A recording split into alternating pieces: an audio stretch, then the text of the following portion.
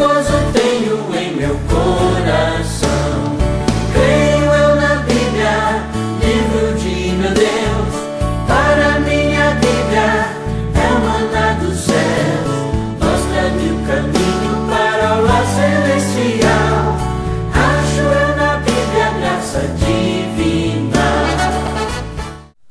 Cumprimentamos a todos os irmãos e amigos do portal Escola Bíblica Dominical com a paz de nosso Senhor e Salvador Jesus Cristo. Possivelmente é do seu conhecimento que a CPAD lançou um novo currículo para 2015. Entre outras novidades, ela publicou uma revista com lições bíblicas voltada especificamente para os jovens. Até então, era uma única revista para os jovens e os adultos. Quero parabenizar a CPAD, pois há muito que os jovens esperavam por esse lançamento. Sempre ocorreram discussões em sala de aula sobre a necessidade de uma revista para os jovens. Até tinham aqueles que diziam que isso não era necessário, pois os jovens devem aprender tudo o que está na Bíblia. Logo, as lições de adultos serviam para eles também. Eu até entendo que todo o conteúdo das Sagradas Escrituras é importante para os nossos jovens. Por esta razão, o apóstolo Paulo, escrevendo a sua segunda epístola ao jovem Timóteo, disse: toda a Escritura é divinamente inspirada e proveitosa para ensinar, para redarguir, para corrigir, para instruir em justiça. 2 Timóteo, capítulo 3, verso 16. Todavia, é evidente que se estudarmos os assuntos da Bíblia Sagrada, levando em consideração a faixa etária de cada aluno, o aproveitamento será bem maior. Por exemplo, um jovem deve saber o que as Escrituras ensinam, tanto sobre o casamento como sobre a viuvez. Agora, será muito mais interessante para ele estudar primeiro sobre o casamento. Por uma razão lógica, ele está querendo se casar. Logo, o assunto que lhe interessa nesta fase da sua vida é o casamento e não a viuvez. Depois de casado, portanto já um adulto, o assunto viuvez ainda não é bem visto por ele, principalmente se ele estiver bem casado. Mas agora ele irá encarar este assunto diferentemente de quando era solteiro. Me lembro que eu ainda era um pré-adolescente e tinha que cantar no conjunto de crianças, pois naquele tempo ou você era criança ou jovem. Não existiam conjuntos e nem classes de EBD entre essas faixas etárias. Me sentia já um rapazinho e tinha que cantar hinos de criança. Tinha um hino que dizia mais ou menos assim: lá no céu tem ruas de ouro, onde os salvos irão passear. Ah, se eu tivesse asas, eu voaria para lá. O problema, meu irmão, é que este hino era cantado com gestos, e quando chegava a hora de fazer a simulação das asas, aquilo era terrível para mim. Eu não queria, porque eu já me sentia um jovem e tinha que fazer coisas de criança. Por bondade de Deus, permaneci cantando até poder migrar para o conjunto dos jovens. Mas nem todo mundo procedia assim. Muitos acabavam abandonando o conjunto, pois não conseguiam se encontrar. Hoje está uma maravilha. Na média, para cada 2 anos de um aluno, a CPAD tem uma revista. Por exemplo, de 3 a 4 anos, tem a revista maternal. De 5 a 6, jardim de infância. De 7 a 8, primário. De 9 a 10, juniores. De 11 a 12, pré-adolescentes. De 13 a 14, revista adolescentes. De 15 a 17, revista juvenis. A partir dos 18 anos, revista jovens. Para a maioridade, revista adulto.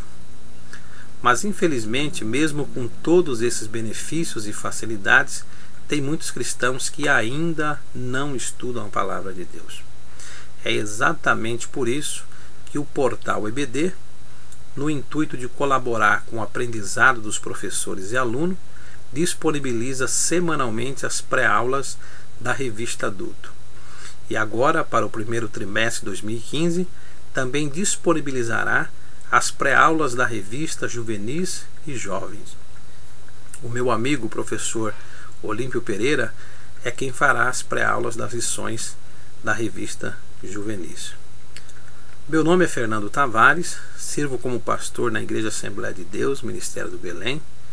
Permitindo o Senhor, estarei com vocês todas as semanas, comentando as lições bíblicas da revista Jovem. Sendo assim, ajude-nos divulgando esta novidade para os seus amigos e irmãos. Mas lembramos que essas pré-aulas não substituem as aulas presenciais. Elas têm a finalidade de fornecer informações e subsídios para que os professores possam realizar a sua aula presencial. Nesse primeiro trimestre de 2015, estudaremos sobre o seguinte tema: Eu Creio, cujo subtema é Revelando ao Mundo Suas Convicções Cristãs. Dê só uma olhada na capa e no índice dessa revista. Creio eu na Bíblia, o livro do Senhor, pois de Jesus Cristo mostra o doce amor. Todos meus pecados apagados estão, paz e gozo tenho em meu coração. Creio eu na Bíblia. Este assunto é de fundamental importância para os jovens cristãos que constantemente são bombardeados com informações que afirmam não existir verdade absoluta, que tudo é relativo. As lições desse trimestre trazem um resumo das crenças cristãs que ajudarão os nossos jovens a combaterem estas inverdades, fruto de uma sociedade secularizada e relativista. Precisamos saber em quem e no que cremos. Aliás, meu irmão, uma pessoa só é chamada de crente justamente porque ela crê em algo. Aproveito esta oportunidade para te fazer uma pergunta: em que e no que você tem crido? Pense nisso. Nestas 13 lições teremos o privilégio de aprendermos em quem e no que cremos. Dê só uma olhada nos temas que serão estudados no decorrer desse trimestre. Lição 1: Creio em Deus Pai. Lição 2: Eu creio em Deus Filho. Lição 3: Eu creio no Espírito Santo. Lição 4: Eu creio na inspiração das Escrituras. Lição 5: Eu creio na pureza e na castidade. Lição 6: Eu creio no casamento. Lição 7: Eu creio no criacionismo. Lição 8: Eu creio na Igreja de Cristo. Lição 9: Eu creio que Deus transforma o homem. Lição 10: Eu creio que posso fazer a diferença. Lição 11: Eu creio no jejum e na oração. Lição 12: Eu creio que a vontade de Deus é perfeita. E por último, lição 13: Eu creio na vida após a morte. Estas são as lições que estudaremos juntos a partir de janeiro de 2015. Certamente seremos enriquecidos com a palavra de Deus, podendo assim revelar ao mundo nossas convicções e crenças. O comentarista dessa revista é o irmão Alexandre Claudino Coelho. Ele é pastor, autor de diversos livros e também professor universitário. Assim que tomei conhecimento das lições bíblicas desta primeira revista Jovens, 2 assuntos vieram imediatamente ao meu coração. Assuntos estes que julgo estarem diretamente relacionados com tudo aquilo que estudaremos no decorrer desse trimestre. O primeiro assunto é sobre o credo apostólico, e o segundo sobre a Trindade. O credo está relacionado ao tema da revista porque estudaremos aquilo que cremos, e a Trindade também, por ser ela o assunto principal daquilo que nós cremos. Bem, vamos falar um pouquinho sobre o credo apostólico. O que é o credo apostólico? O credo, a princípio, era uma proclamação batismal feita por aquele que estava sendo batizado e que continha o objeto da sua fé. Em outras palavras, desde cedo a igreja cristã exigia uma declaração de fé dos que queriam ser batizados. Por volta do ano 325 d.C., o credo passou a ser uma síntese ou um resumo dos dogmas da fé cristã, publicada pela autoridade eclesiástica através do Concílio de Nicéia. Falaremos um pouquinho mais à frente sobre o que veio a ser este Concílio de Nicéia. Definição da palavra credo e apostólico. A palavra credo vem do latim e significa creio. Quanto à palavra apostólico, alguns pensam que o credo é chamado de apostólico porque foi pregado ou ensinado pelos apóstolos. Isto não é verdade, não tem nada a ver com isso. Ele é chamado de apostólico porque o critério utilizado para definir o credo estava baseado em 2 pontos principais, a saber, primeiro, o que os apóstolos nos ensinaram no Novo Testamento. Segundo, o que aqueles que sucederam os apóstolos nos ensinaram. Portanto, o credo é chamado de apostólico por incluir ensinamentos que a Igreja aceitou desde os tempos apostólicos. Como surgiu o credo? Ele é resultado do primeiro concílio ecumênico. A palavra ecumênico significa universal. Realizado na cidade de Niceia, próximo a Constantinopla, atual Istambul, capital da Turquia. Este concílio normalmente é chamado de Concílio de Niceia. Até então os concílios eram locais. Este, portanto, é o primeiro concílio universal. Em outras palavras, o primeiro concílio de Niceia foi um concílio de bispos cristãos reunidos na cidade de Niceia a pedido do imperador romano Constantino I, em cerca de 325 d.C. Uma das principais causas para a realização deste concílio foi o estabelecimento da questão cristológica entre Jesus e Deus, o Pai. Esse concílio foi a primeira tentativa de obter um consenso da Igreja através de uma assembleia representando toda a cristandade. Quando foi escrito? O credo apostólico é datado do ano 325 a 327 d.C. Por que ele foi escrito? Principalmente para refutar as ideias de Ário, o pai do arianismo. Ário ou Arius foi um presbítero cristão de Alexandria, pelo que também é conhecido por Arius de Alexandria. O arianismo foi a principal heresia dos primeiros séculos da história da Igreja. Ensinava que Jesus era apenas uma criatura e não o Deus eterno. Em outras palavras, diziam que Jesus não é igual ao Pai. O arianismo foi condenado no Concílio de Niceia como a heresia ariana. Um detalhe: o arianismo tem reaparecido na atualidade através do ensino das Testemunhas de Jeová. Eles são adeptos do arianismo. Curiosidades a respeito do credo. Há uma lenda que diz que, visto que o credo possui 12 declarações, cada um dos 12 apóstolos declarou uma frase. Isso é apenas uma lenda, viu, irmão? Mas há quem acredite. E há até quem diga que pode ter alguma relação. Não temos nada que prove isso. Nesse período ainda não existia a Igreja Apostólica Romana. A Igreja era uma. O Concílio de Niceia foi o primeiro concílio ecumênico. Porém ocorreram mais 4, totalizando 5 concílios. O credo apostólico deve ser do conhecimento de todo cristão. Porém, não devemos torná-lo uma reza, como fazem os católicos. Conclusão sobre o credo apostólico.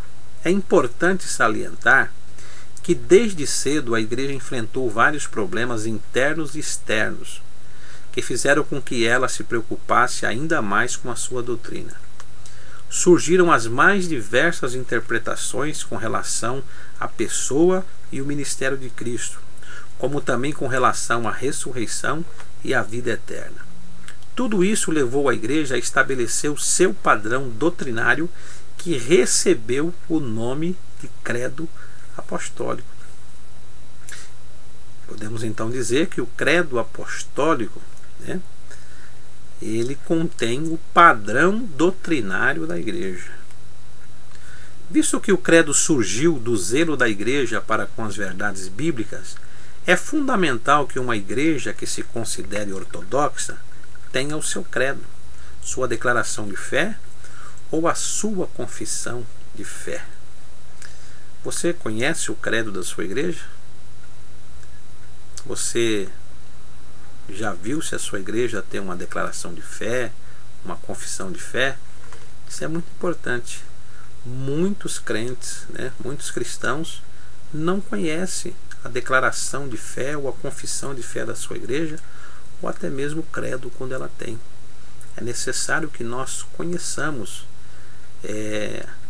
aquilo que a nossa igreja crê e, consequentemente, nós, ao nos tornarmos membros de uma igreja,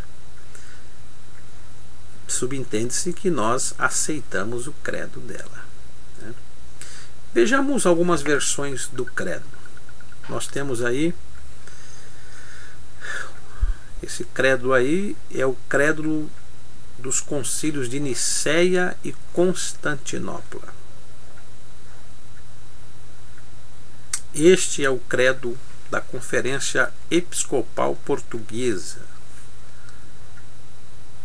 E esse terceiro e último é o credo dos concílios ecumênicos de Éfeso e Calcedônia. Para finalizarmos esse primeiro assunto, que é o credo, gostaria de comentar sobre o cremos das igrejas Assembleias de Deus no Brasil. A Assembleia de Deus, ela não usa o termo credo, ela usa o termo cremos, mas em síntese é praticamente a mesma coisa.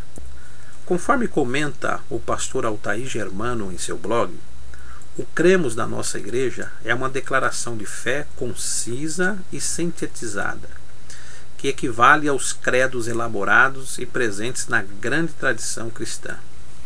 Sua origem nas Assembleias de Deus no Brasil se deu no ano de 1938 e foi publicado pela primeira vez no jornal Mensageiro da Paz, na primeira edição de junho, mês 6 de 1969.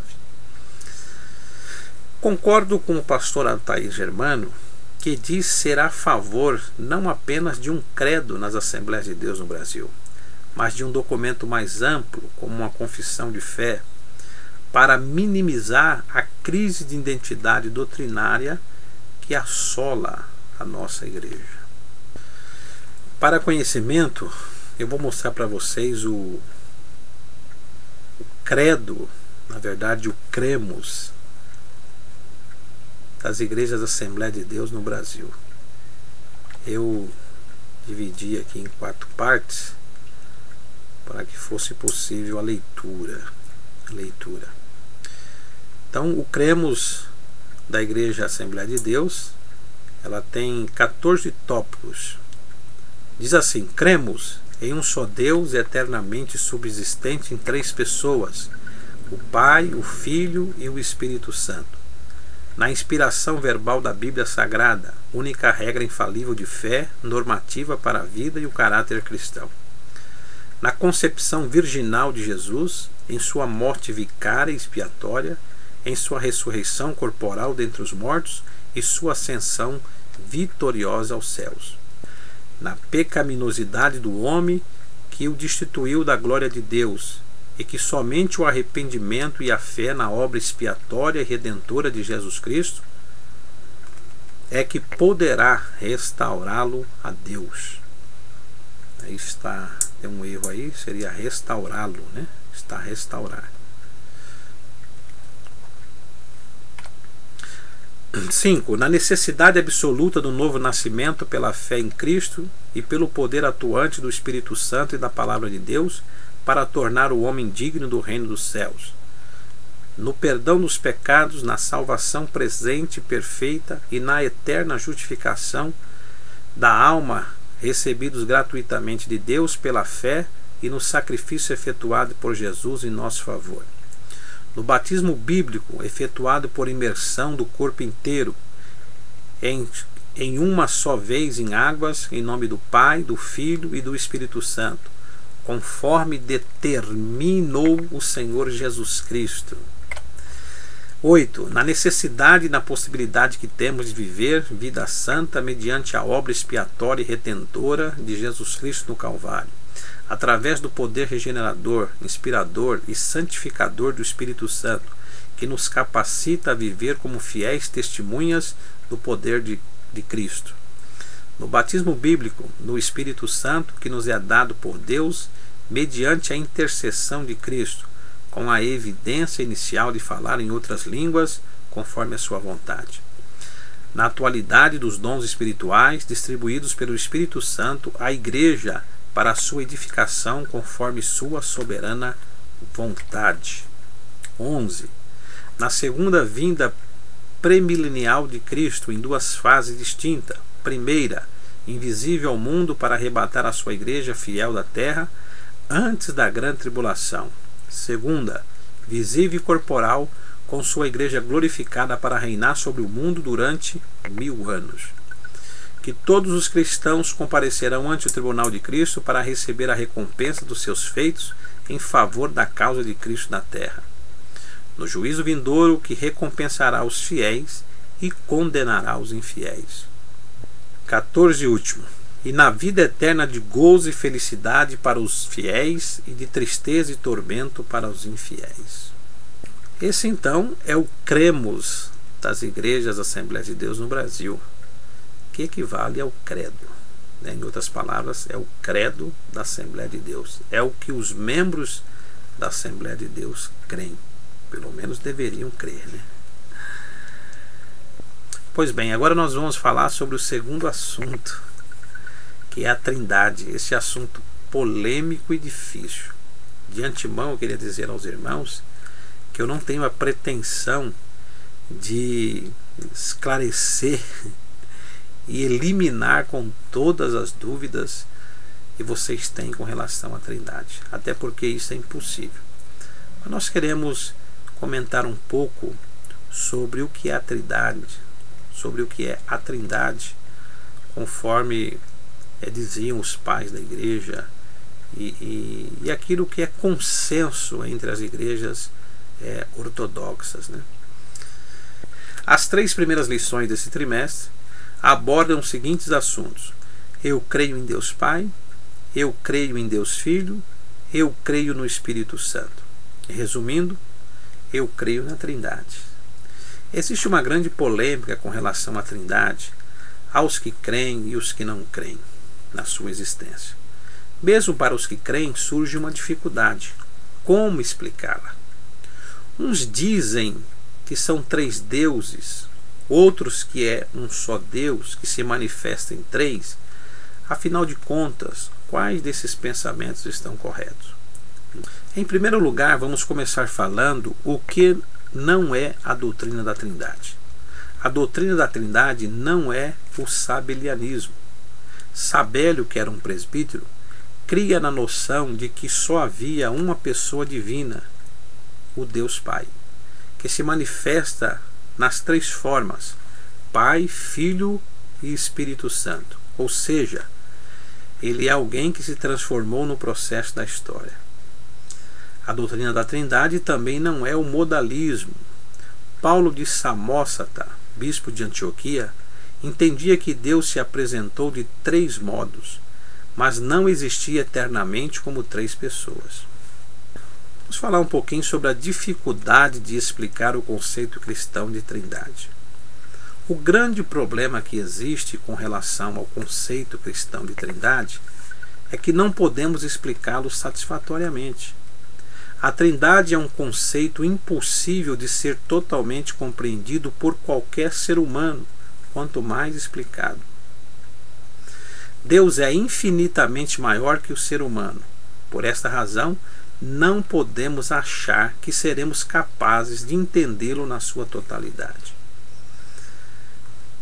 Mas, mesmo não conseguindo explicar a Trindade na sua plenitude, isso não invalida e nem serve de argumento para negarmos a Trindade. Poderíamos citar vários versículos onde a Bíblia mostra que o Pai, o Filho e o Espírito Santo é Deus, mas citaremos apenas um de cada para exemplificar.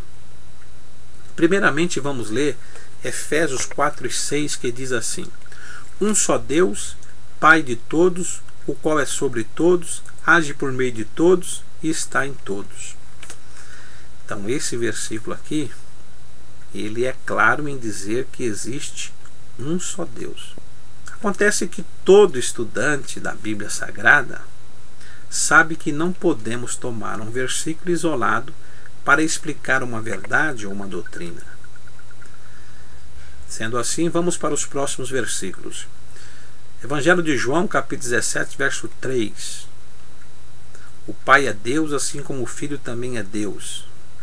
Diz assim: e a vida eterna é esta, que conheçam a Ti só por único Deus verdadeiro e a Jesus Cristo, a quem enviaste. Os irmãos sabiam que os testemunhas de Jeová, eles usam muito esses dois versículos? Esses dois versículos é o carro-chefe deles para dizerem que Jesus não é Deus, né? Há um tempo atrás, eu ia dizer há muito tempo, mas isso dá a ideia de que a gente está ficando velho, né?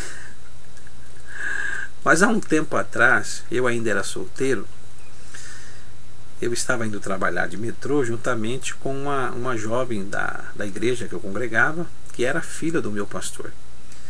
E no dia anterior, na escola dominical, nós tínhamos estudado sobre a divindade de Cristo. E o assunto foi assim tão bom que nós retomamos este tema enquanto estávamos indo trabalhar dentro do metrô. Em dado momento, um senhor que estava do nosso lado pediu licença para fazer parte da conversa. E ele nos fez algumas perguntas. É por isso que eu gosto muito da escola dominical, porque eu tive condições de responder às perguntas daquele homem. Mas houve um momento que ele me perguntou se eu tinha uma Bíblia, e eu não tinha uma Bíblia. Eu tinha a Bíblia em casa e tinha a Bíblia no serviço, eu não estava com a Bíblia ali comigo no momento. Ele disse: eu tenho aqui um Novo Testamento de bolso, eu vou ler um versículo e gostaria que você me explicasse ou me respondesse a pergunta que eu vou te fazer. Eu falei: pois não. Ele então abriu em João 17:3 e leu parte do versículo. Ele leu exatamente até aqui. E a vida eterna é esta, que conheçam a Ti só por único Deus verdadeiro. Tendo lido, ele me fez a seguinte pergunta: se o próprio Jesus está dizendo que nós devemos reconhecer o Pai como o único Deus verdadeiro, como é que vocês dizem que Jesus também é Deus? E eu confesso aos irmãos que eu fiquei sem resposta. Foi como se aquele homem tivesse me dado um nocaute. Eu já estava me dando por vencido. Foi então que eu disse a ele: leia todo o versículo. E ele falou: não é necessário. Eu falei: empresta aqui para mim, por favor. E eu peguei aquele Novo Testamento e vi que ele tinha lido somente parte do versículo. Disse a ele então: o senhor não leu todo o versículo. O versículo inteiro diz assim: e a vida eterna é esta, que conheçam a Ti só por único Deus verdadeiro e a Jesus Cristo, a quem enviaste. Jesus está dizendo que o Pai é o Deus verdadeiro, mas que Ele também o é, e que o Pai o havia enviado. Aquele homem disse o seguinte: olha, infelizmente eu vou ter que descer nessa estação, um outro dia nós conversamos. E quando ele saiu sobre vaia do pessoal que estava no vagão, dizendo que ele tinha corrido do debate.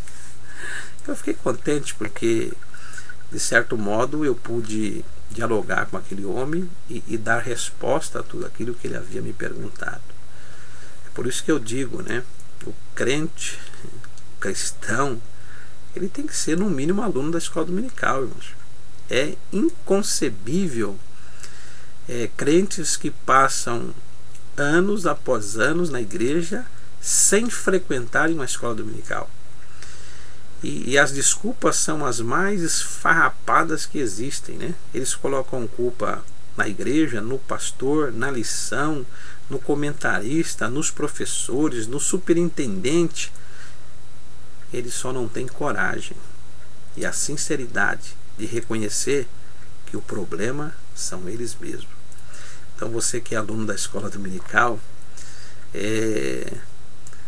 louve a Deus por isso. Essa escola ela é tremenda, porque ela é uma escola contínua. Bem, o próximo versículo que queremos citar, que diz que Jesus é Deus, que está no Evangelho de João também, capítulo 1, verso 1. No princípio era o Verbo, e o Verbo estava com Deus, e o Verbo era Deus. O Espírito Santo também é Deus, porque no Evangelho de João, capítulo 14, verso 16, diz assim: E eu rogarei ao Pai, e ele vos dará outro Consolador, a fim de que esteja para sempre convosco. Jesus chamou o Espírito Santo de outro Consolador, mostrando que ele pertence à mesma categoria que Jesus, que ele é uma pessoa divina. Portanto, o Espírito Santo é Deus. Apesar da palavra Trindade não aparecer na Bíblia, alguns versículos mostram a existência dela, isto é, da Trindade. Nesses versículos veremos o Pai, o Filho e o Espírito Santo como pessoas unidas, mas distintas. Marcos capítulo 1, versos 9 a 11. E aconteceu naqueles dias que Jesus, tendo ido de Nazaré da Galiléia, foi batizado por João no rio Jordão. E logo que saiu da água, viu os céus abertos e o Espírito, que como pomba descia sobre ele. E ouviu-se uma voz dos céus que dizia: Tu és o meu Filho amado, em quem me comprazo. Vamos explicar aqui. Jesus, o Filho, sai das águas após o batismo. O Espírito Santo desce sobre ele de forma de pomba. Ok? E dos céus se ouviu a voz do Pai que dizia: Este é meu Filho amado, em quem tenho prazer. Então fica claro ali, 3 pessoas distintas: o Filho, o Espírito Santo e o Pai. Correto? Em Mateus 28:19, nós temos lá a grande comissão: Ide, portanto, fazei discípulos de todas as nações, batizando-os em nome do Pai, do Filho e do Espírito Santo. Por que Jesus não deu a ordem para se batizar somente no nome do Pai? Pelo contrário, ele manda que seja batizado em nome da Trindade. 2 Coríntios 13:13. A graça do Senhor Jesus Cristo e o amor de Deus e a comunhão do Espírito Santo sejam com todos vós. Aqui nós temos a bênção apostólica. A graça do Senhor Jesus Cristo, o Filho, o amor de Deus, o Pai, e a comunhão do Espírito Santo, a terceira pessoa da Trindade.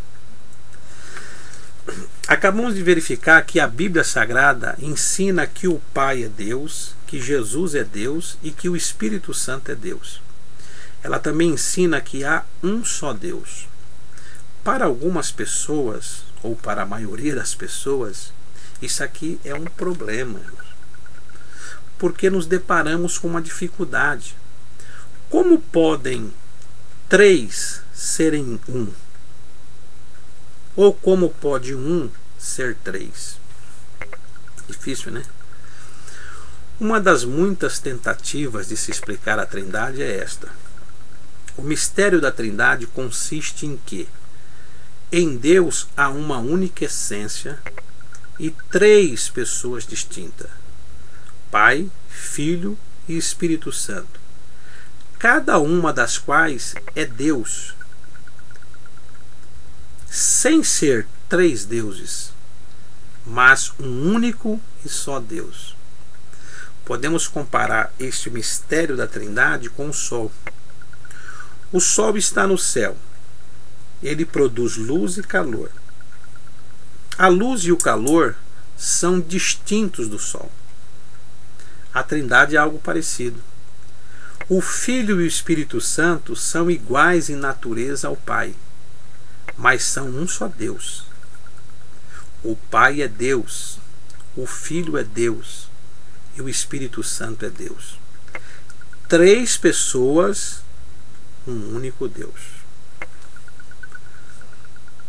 Vejamos outra tentativa de se explicar a Trindade. Estou frisando a palavra tentativa porque realmente é muito difícil, irmãos. Deus é um só, uma única substância. Jesus é consubstancial ao Pai, ou seja, existe uma única substância divina, mas nesta substância subsiste 3 pessoas: o Pai, o Filho e o Espírito Santo. Não são 3 deuses, não são 3 seres diferentes. É um único ser, mas existem 3 pessoas. 3 pessoas, uma essência. O Pai é o Deus único, o Filho é o Deus único e o Espírito Santo é o Deus único. Assim como o Pai não é o Filho não é o Espírito Santo e o Espírito Santo não é o Pai. Deus é uma essência única e simples, em que compreendemos 3 pessoas. Sinceramente falando, meus irmãos, é impossível explicar a Trindade com palavras humanas, pois elas são insuficientes para descrever algo tão sublime e divino. O profeta Isaías nos diz assim: a quem, pois, fareis semelhantes a Deus? Ou com que o comparareis? Isaías 40, verso 18. Eis a razão por que tentar explicar a Trindade traz tanta polêmica. É algo que vai muito além da nossa compreensão. Eu sugiro a você, caro professor, que seja sincero com seus alunos, deixando bem claro que a Trindade é um mistério e que nós jamais conseguiremos explicá-la a contento. Assim, meus amados irmãos, encerramos esta introdução ao primeiro trimestre de 2015 da Revista Jovem. Espero revê-lo no próximo vídeo com a pré-aula da primeira lição deste trimestre, onde comentaremos sobre o seguinte tema: eu creio em Deus Pai. Estamos chegando ao fim do ano. Assim sendo, desejamos a você e a sua família um Feliz Natal, pois na verdade só os que servem a Deus é que podem comemorar um Feliz Natal, porque Jesus é o nosso Natal. Amém? E um ano novo repleto de bênçãos e de vitórias. Um grande abraço. Fiquem na paz do Senhor Jesus.